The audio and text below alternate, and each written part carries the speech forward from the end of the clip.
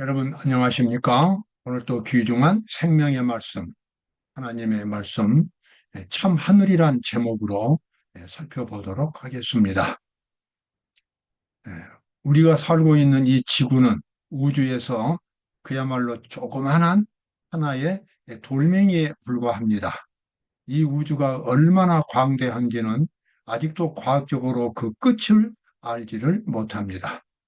현재 인간의 능력으로는 우주를 탐사한다고 하는 것, 이 지구 이외의 다른 곳에서 생활한다고 하는 것은 과학적으로도 전혀 불가능한 일이 되겠습니다. 왜냐 그러면 별과 별 사이의 그 거리라고 하는 것이 인간의 능력을, 인간의 모든 상상력을 초월하기 때문에 그렇습니다. 빛이 1년 동안 나가는 거리를 1광년이라고 말합니다. 빛이 얼마나 빠른지는 우리가 알고 있지요. 그 빛이 1년 동안 나가는 거리가 1광년인데 별과 별 사이의 거리가 보통 몇천 광년, 몇만 광년에 이릅니다. 그러므로 인간의 현재 과학적인 능력으로는 이 우주에 가서 여행을 하거나 탐사한다는 것은 불가능한 일입니다.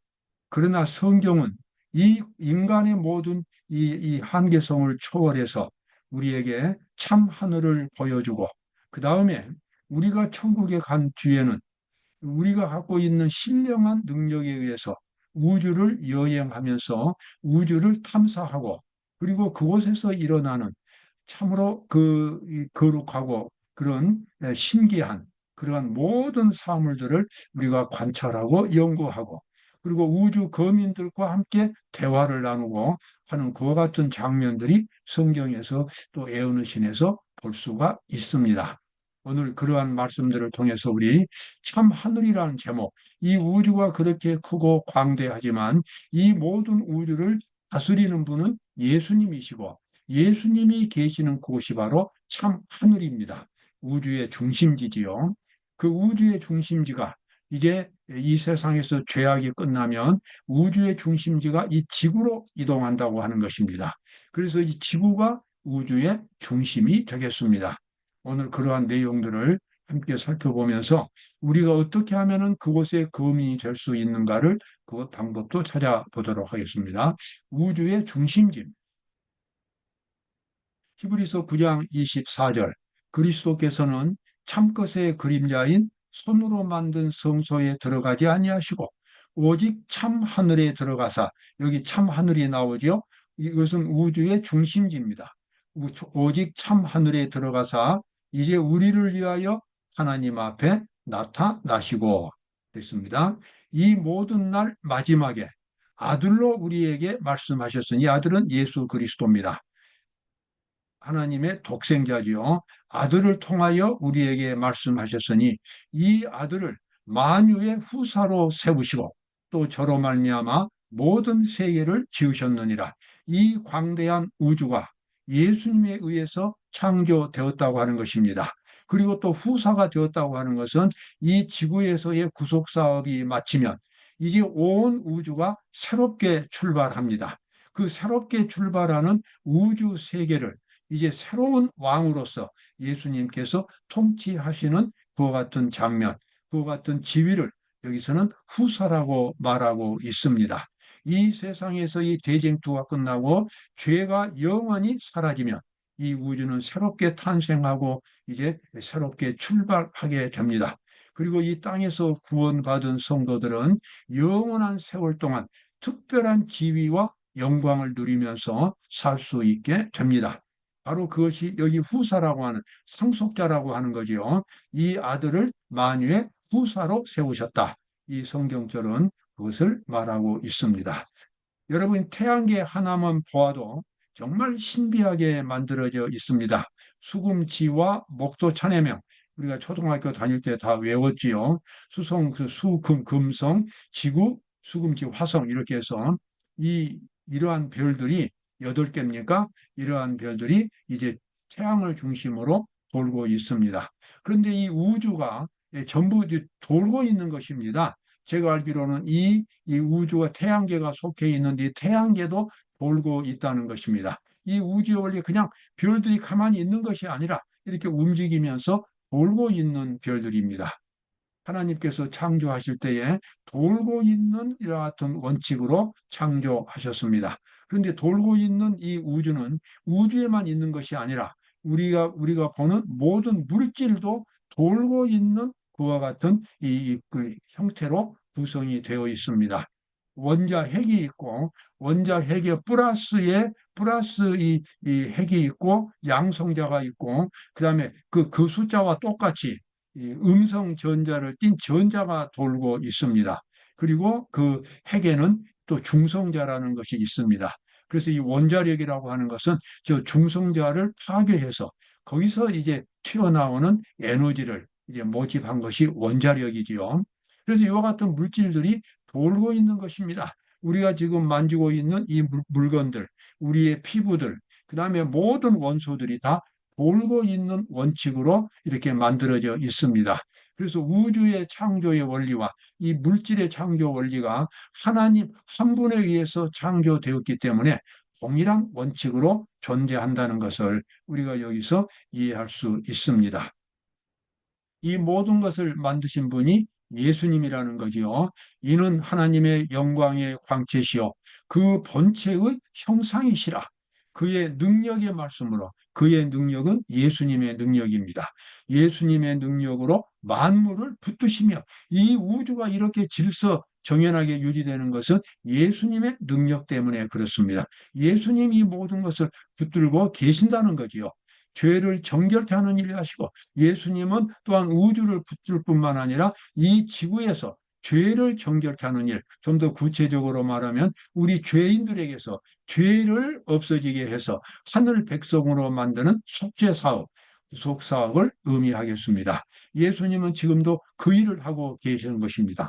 또 그 일을 하는 장소가 높은 곳에 계신 위엄의 우편, 여기서 위엄은 하나님 아버지입니다.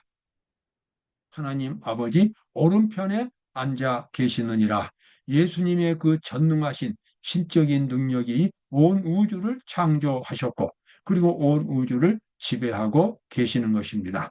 우리 인간의 능력으로 볼 때는 우주 끝까지 통치하신다고 하는 것이 정말 대단한 일 같지만 우주를 창조하고 통치하시는 일은 한순간에 이루어지는 그와 같은 일이 되겠습니다. 왜냐하고 그러면 예수님과 하나님 아버지는 전능하신 하나님이기 때문에 이러한 것들은 전혀 우리 인간적인 안목으로 보아서는 안 되고 부담이 안 되는 전지전능한 일이 되겠습니다. 자, 부조와 선지자 69쪽 70쪽입니다. 이 말씀, 별에서 별로, 세계에서 세계로, 이게 바로 우주를 의미합니다.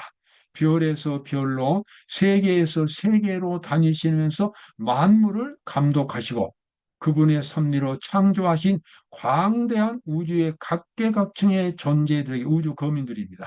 존재들에게 그들의 필요를 공급하시는 그분께서 당신의 영광을 떠나 몸소 인성을 취하신다 그 말은 예수님의 성육신입니다.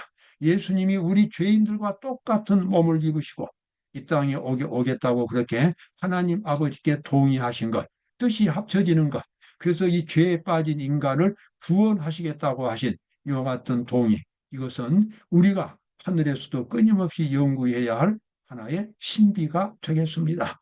어떻게 이 우주를 창조하시고 감독하시고 유지하시는 그 하나님께서 우리와 똑같은 죄인의 육신을 입으시고 이 땅에 오시게 되었는가? 그 사랑의 깊이와 그 구원의 섭리는 우리가 영원토록 연구해도 바닥이 나지 않을 것입니다. 온 우주가 우리의 활동 무대가 되겠습니다. 자, 요한계시록 21장 2절에 보면 이제 이 세상에서 구속 사업이 마칠 때에 그때 놀라운 일이 일어나게 됩니다. 내가 보매 거룩한 성 새 예루살렘이 하나님께로부터 하늘에서 내려오니 그 예비한 것이 신부가 남편을 위하여 단장한 것 같더라. 신부가 이 사도 요한이 그런 표현을 썼습니다. 하나님께서 이 우주의 중심지에 이제 지구가 되는데 이 지구의 또 중심지가 새 예루살렘이 되겠습니다. 그 새 예루살렘은 구속받은 사람들의 이 고향이 되도록 창조하셨습니다. 우주의 중심은 지구고 지구의 중심은 이제 새 예루살렘이고 그 새 예루살렘에 사는 사람들은 지구에서 구원받은 성도들이 됩니다. 그래서 하나님께서는 온갖 정성을 다하여 그 성을, 예루살렘 성을 창조하신 것입니다. 얼마나 아름답고 행복해 보이는지 그 영광은 다 말로 다 할 수가 없었습니다. 사도 요한은 그 예루살렘, 새 예루살렘 성을 보면서 신부가 남편을 위하여 환장한 것 같더라. 다시 한번 읽겠습니다. 내가 보매 거룩한 성 새 예루살렘이 하나님께로부터 하늘에서 내려오니 그 예비한 것이 신부가 남편을 위하여 환장한 것 같더라.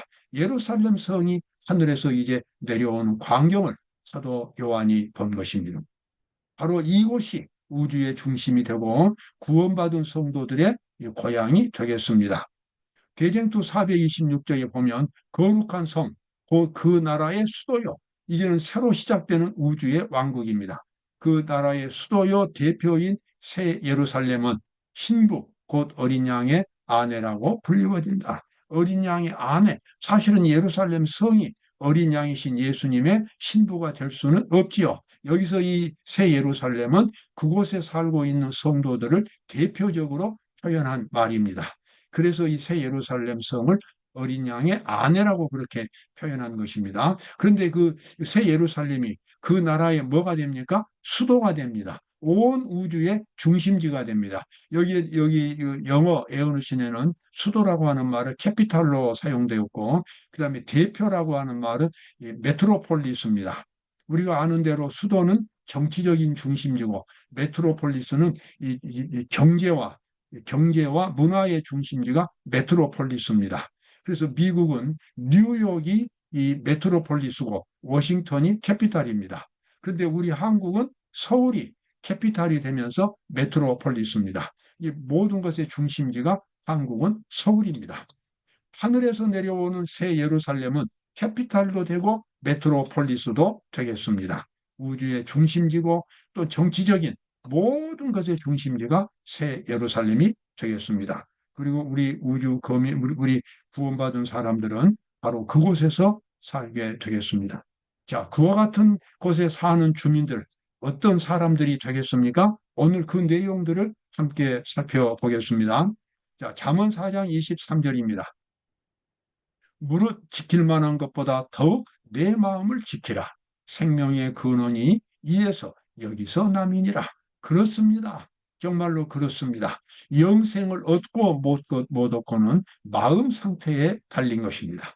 사람이 행복하고 불행한 것도 마음에 달렸습니다. 그래서 무릇 지킬 만한 것보다 내 마음을 지키라. 생명의 근원이 여기서 남이니라. 영원한 생명도 마음속에 있는 깨달음에서 나옵니다. 마음속에 하나님에 대한 지식이 있다면, 하나님의 말씀이 마음속에 있다면, 그래서 예수님의 정신이 그 사람의 마음속에 정신이 된다면 그 사람은 영생을 얻은 사람입니다. 그 사람의 마음속에는 천국이 건설되고 있는 것입니다. 그래서 가장 중요한 것은 마음을 어떻게 관리하느냐 하는 것입니다. 마음을 잃어버리면 모든 걸 다 잃어버립니다. 마음속에 하나님이 계시지 않는다면 온 세상을 다 가져도 그 사람은 결국은 아무것도 갖지 못하는 것으로 그 인생이 끝날 것입니다. 그래서 무릇 지킬 만한 것보다 더욱 내 마음을 지키라. 생명의 근원이 여기서 남이니라. 예수께서 대답하여 가라사대, 여기도 예수님께서도 마음의 중심을 이야기하셨습니다. 내가 진실로 진실로 내게 이르노니 사람이 거듭나지 아니하며 하나님 나라를 볼 수 없느니라. 거듭난다고 하는 것은 마음속에서 하나님의 형상으로 새롭게 만들어지는 것입니다. 마음속에서 하나의 혁명이 일어나는 것입니다. 지금까지는 사탄의 정신인 이기심이 그 사람의 중심이었지만 이제는 영생이 되는 하나님의 이타적인 사랑이 그 사람의 중심으로 이제 자리를 잡는 것입니다. 이것은 그야말로 혁명입니다. 이런 혁명을 예수님은 거듭남이라고 말씀을 하셨습니다. 사람이 거듭나지 아니하면 그냥 타고난 그 형태, 그 정신, 그것이 그대로 가지고는 천국에 갈 수가 없습니다. 여러분, 당연한 것입니다. 교회를 다녔다고 해서, 신앙생활을 했다고 해서, 자기가 자기 말로 믿는다고 해서 천국에 하나님께서 받아들여지는 것은 결코 아닌 것입니다. 그 사람이 천국에 갈 수 있는 마음을 가진 사람이 되어야 합니다. 인격을 갖춰야 되는 것입니다. 하나님의 율법 속에 있는 하나님의 정신이 그 사람의 정신이 되고, 그 사람의 정신이 하나님의 율법과 일치해서 율법을 온전히 순종하게 될 때에 그 사람은 천국 백성의 자격을 얻을 것입니다. 예수님은 그와 같은 마음의 변화를 거듭남으로 이렇게 설명을 하셨습니다. 사도 베드로가 썼던 아주 귀중한 이 권고의 말씀 보겠습니다. 그의 신기한 능력은 예수님의 능력입니다. 예수님의 능력으로 생명과 경건에 속한 모든 것을 우리에게 주셨으니 곧 자기의 영광과 덕으로서 우리를 부르신 자를 알므로 말미암음이라. 우리가 예수 그리스도를 개인적으로 안다면 우리 마음속에 예수님의 영광과 덕이 들어오게 되고, 그래서 우리는 생명과 경건에 속한 모든 능력을 가질 수 있게 될 것입니다. 다시 말하면 우리는 근본적인 변화를 경험하게 될 것이고, 예수님의 사상을 가질 수 있게 될 것이고, 예수님의 정신을 가질 수 있게 될 것입니다. 그래서 우리 속에는 우리가 비록 사람이지만 예수님의 정신을 가진 작은 예수의 사람으로 변화가 됩니다. 바로 그것이 새로 시작되는 참 하늘, 우주에서 중심이 되는 메트로폴리스, 새 예루살렘에 살 수 있는 백성으로 만들어주게 되겠습니다. 여기 사도 베드로는 더 자세하게 설명하지요. 이로써 그 보배롭고 지극히 큰 약속을 우리에게 주사, 이 약속으로 말미암아 너희로 정욕을 인하여 세상에서 썩어질 것을 피하여 신의 성품에 참여한다. 신의 성품에 참여하는 자가 되게 하려 하셨으니, 저는 이 표현이 참 좋습니다. 하나님의 성품입니다. 하나님의 정신입니다. 하나님의 품성입니다. 하나님의 품성을 가질 수 있는 사람이 되도록 하나님께서 우리를 그렇게 구원해 주셨다. 세상에서 썩어질 것을 피해야 한다. 그 말은, 이것은 이 사탄의 형상인 이기심입니다. 이기심, 이런 것들을 다 정말 더럽고 추악한 이런 죄악적인 것들을 다 씻어내 버리고, 그 속에서 마치 봄에 새싹이 돋듯이 하나님의 형상으로 새로운 사람이 만들어지는 놀라운 변화를 여기서 약속하고 있는 것입니다. 그 보배로운 귀중한 약속을 예수님이 우리에게 주셨습니다. 이로써 그 보배롭고 지극히 큰 약속을 우리에게 주사, 이 약속으로 말미암아 너희로 정욕을 인하여 세상에서 썩어질 것을 피하여 신의 성품에 참여하게 했다. 참으로 귀중한 하나님의 약속, 예수님께서 십자가를 통해서 이 약속을 이루셨고, 우리는 믿음으로 이 약속이 우리 마음속에 이루어지도록 예수님을 우리 마음속에 영접해 받아들일 수 있습니다. 예수님을 진정으로 받아들인 사람은 신의 성품에 참여하는 이 놀라운 경험을 갖게 될 것이고, 그래서 마침내 새로 시작되는 우주시대, 우주의 중심지인 참하늘 새 예루살렘에서 영광을 받으면서 주님과 함께 영원히 살 수 있게 될 것입니다. 여러분, 오늘도 귀중한 하나님을 만나서 함께 생활하는 귀중한 하루가 되시기를 바랍니다. 감사합니다.